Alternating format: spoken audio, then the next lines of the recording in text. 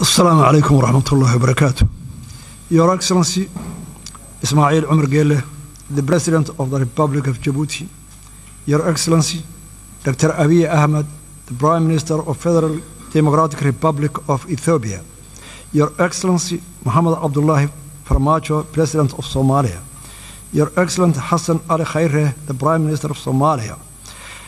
Representatives of the chairperson of the African Union, if they are here. Your Excellency, Dr. Wargane Gebeyaho, the Executive Secretary of IGAD. Your Excellency, Donald Yamamoto, the U.S. Ambassador. Excellency, distinguished guests, ladies and gentlemen, all protocols observed, good afternoon. Mr. President and Chairman as well, first and foremost, let me say that it's a great pleasure to be here with you today and to participate the continuation of the dialogue between Somaliland and Somalia. Allow me to extend my sincere appreciation to the regional, continental, and international community for your presence here today to discuss a topic of great importance to the Horn of Africa. Allow me to further thank His Excellency, President Ismail Omar Gelle, and the people of Djibouti for their warm and brotherly hospitality in welcoming us in this beautiful country. Though we may be separated by land and sea, nothing will diminish the important role you all play and will continue to play in your efforts to bring peace and stability to the African continent. The region is suffering from a combination of unprecedented challenges, which range from the COVID-19 to environmental and socio-economic issues. Regional cooperation and hegemony is urgently required to steward the vulnerable to more prosperous and stable future. Restarting of these mediation talks with international support is an important factor in securing a more sustainable future in the fulfillment of onerous and worthy duty of building a safe, secure, and stable relationship for the people for Somaliland and Somalia. Excellencies, allow me to stress the current phase that we are entering is a crucial in shaping the future of the future bilateral relationship between our two neighboring countries. Regional stability and sustainable and prosperous future for the Horn of Africa. However daunting or important such a task is, I remain confident and optimistic that through our and your attention, commitment, hard work, and dedication, we will be able to contribute to the peace and security landscape across the continent of Africa. Excellencies, allow me to present a brief historical background on how we got to where we are today. Republic of Somaliland received its independence from the United Kingdom 26 June 1960. Notification of that independence was duly registered with the United Nations, and 35 countries recognized Somaliland. Somaliland voluntarily united with Somalia 1st July 1960 to form the Somali Republic. The union was not legally binding, as the Act of Union was never formally signed. Therefore, the unification effort fell short of the requirements mandated by domestic and international law. From the beginning, the union malfunctioned as Somaliland people were hugely oppressed.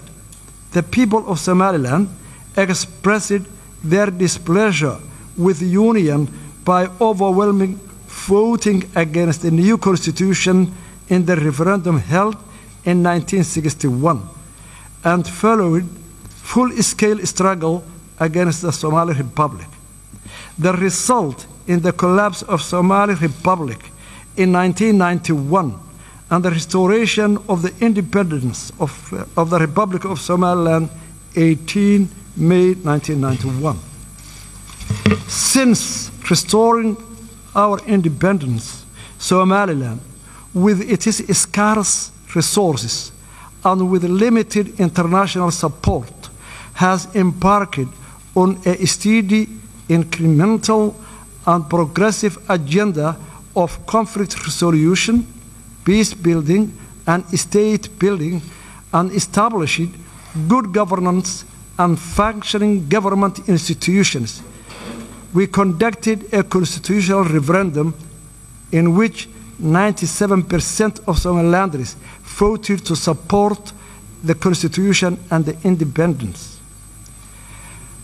Somaliland, during that period, has made rounds of multi-party free and fair elections, including 3 rounds of presidential elections, 2 rounds of local council elections, and a parliamentary election.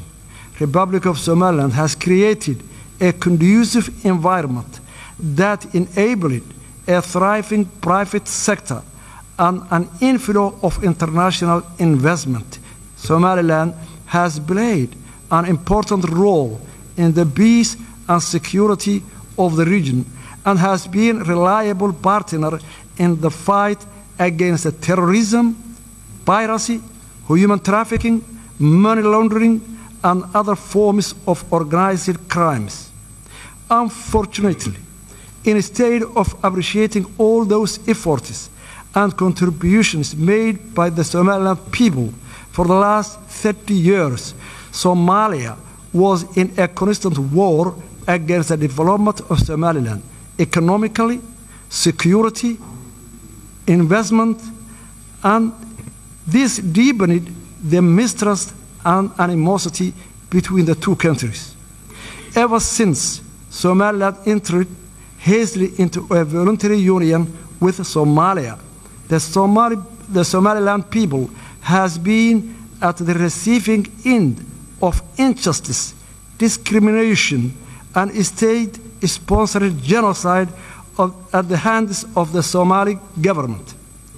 Evidence of the widespread war crimes committed against the people of Somaliland has been fully documented by the United Nations Special Rapporteur for Human Rights and forensic team from Physicians for Human Rights and Somaliland War Crime Commission.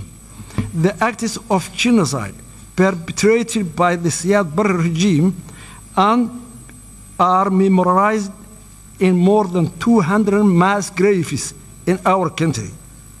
The mass graves, which are still being unearthed, will forever testify to the crimes against humanity committed by the government of Somalia against the people of Somaliland.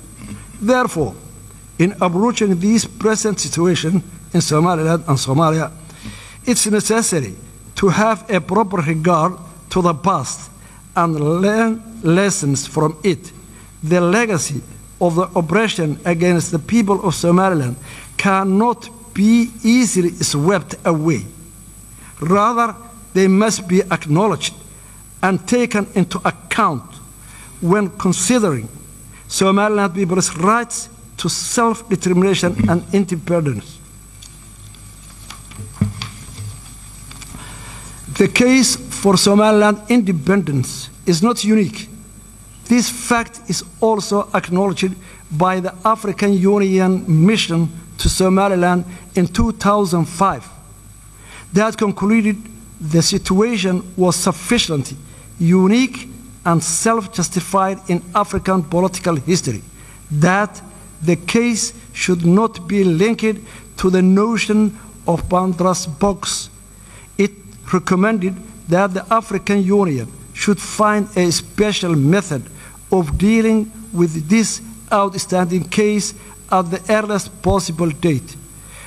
Furthermore, the 2005 African Union Fact Mission to Somaliland reported that the plethora of problems confronting Somaliland are in part the legacy of political union with Somalia that malfunctioned and brought the destruction and ruin, thereby overburdening the population of Somaliland.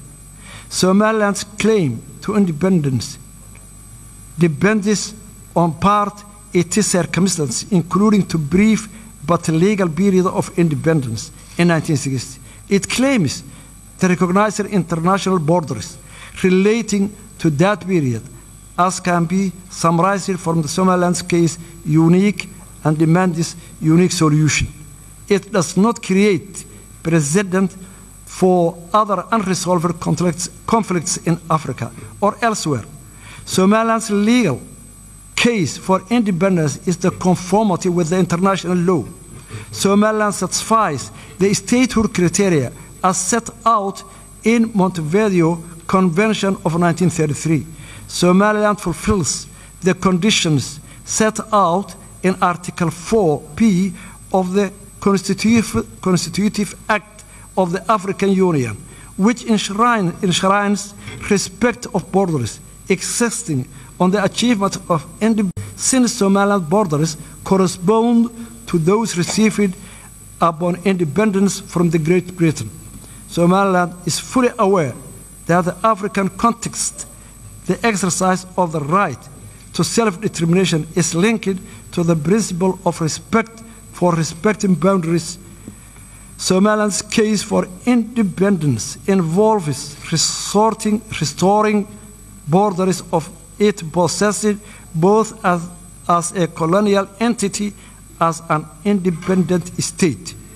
Between 1991 and 2000, the Organization of African Union considered to the break-up of two other unions.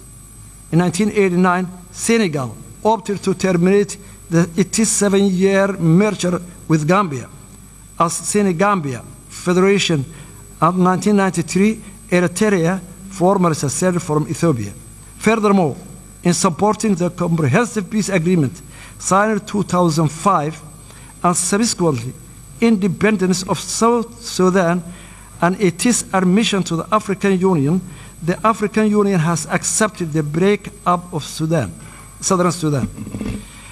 The International Court of Justice, in its legal opinion on Kosovo, declared in 10-4 vote that the declaration of independence of Kosovo of the 17th February 2008 did not violate general international law because the international law provides no prohibition on declaration of independence. Furthermore, the Arbitration Commission of Peace Conference to Yugoslavia produced a series of opinions on the validity of new states' claim to independence and conditions for recognition. The Commission determined inter alia the breakup of Yugoslavia was a case of dissolution rather than cession. Somaliland's pursuit of independence is not a case of cession, but rather dissolution of voluntary union between independent states. A number of African Union member states are also the product of failed union. Mali, Senegal, Gambia, and Egypt have all withdrawn from unions with their borders intact. The African Union has also accepted the independence of territories never previously enjoyed full sovereignty. Following the failure of the unity government, Republic of Somaliland exercised its inherent right to self-determination, which are consistent with the preamble of the United Nations 1948 Universal Declaration of Human Rights. Somaliland has long argued that Somali Republic was two united countries. The failure of the unity government provided adequate ground to the restoration of our independence. We believe in that the key to sustainable and peaceful future lies in the honest and sincere dialogue between Somaliland and Somalia under the auspices of neutral and impartial international mediation mechanism and a guarantor. Somaliland remains committed to peaceful coexistence with Somalia. However, Somaliland insists in that the dialogue should be a two-state process with a substantive agenda that addresses the core issues of the dispute.